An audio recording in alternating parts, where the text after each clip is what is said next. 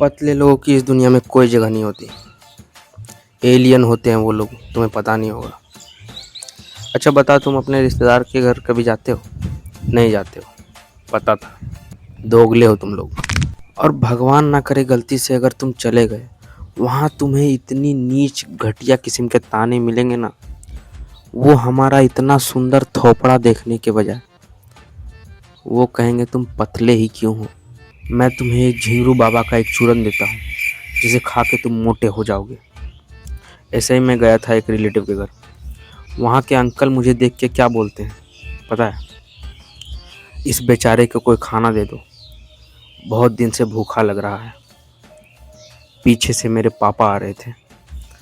मैंने बोला ये मेरे पापा हैं। उसने मेरे पापा को कहा कि इसे मेरे ही घर में 1 महीने छोड़ दीजिए, मैं इसे मोटा ताज़ा करके भेजूँगा। मैंने बोला मुझे पैदा ही इसी घर में हो जाना चाहिए था, क्योंकि मैंने बाहर में ही एक जी वैगन इसकी देख ली थी। फिर मुझे देख के अंकल बोलते हैं मेरे बेटे को देखे हो? मैंने बोला हाँ अंकल, वो सांड के शरीर में सूअर है, उसी की बात कर रहे हो आप? फिर अंकल बोल रहे हैं देखो वो कैसा दिखता है। मैंने बोला दरियाही घोड़ा जैसा। अंकल बोले वो 4 लोंडों को ऐसे ही पटक देता है। मैंने बोला मैं उसे अगर छू दूँ तो वो उठ नहीं पाएगा। उल्टा पिरामिड साला। उनके गाल देखोगे ना तो लगेगा कि हवा में ही हवा भर के उसके मुंह में घुसा दिया। और भाई मोटे लोगों को देख के मुझे सबसे पहले मेरे दिमाग में क्या आता है पता है? कि ये लोग टट्टी कितना करते होंगे यार। छी भाई, यकीन मानो ये रिलेटिव लोग हमें नीचा दिखाने के लिए कुछ भी बोलते हो, पर इन्हीं लोग के गिरेबान में झाँक के देखोगे ना तो ये अपने बेटे को बोल रहे होते हैं बेटे मैंने तो तुझे सेहत बनाने के लिए खाने पे ध्यान देने को कहा था, तू तो हमें गरीब बनाने के लिए खाने लगा। इतना खाना कौन खाता है यार। और भाई मोटे लोग इतने बदतमीज होते हैं कि ये डाइटिंग के नाम पे बाहर का सारा जंक फूड छोड़ देंगे और घर में आके क्या खाएंगे पता है? 1000 calories is equal to 1 roti.